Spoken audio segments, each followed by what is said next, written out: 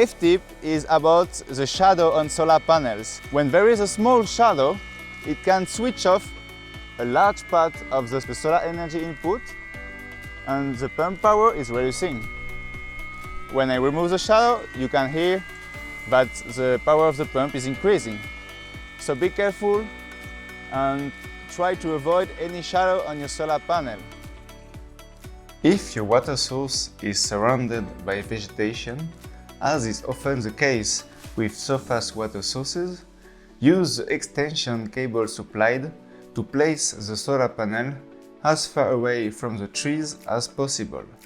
If that's not enough, you can use more cables of the same diameter. Also, try to keep it clean and remove any dust.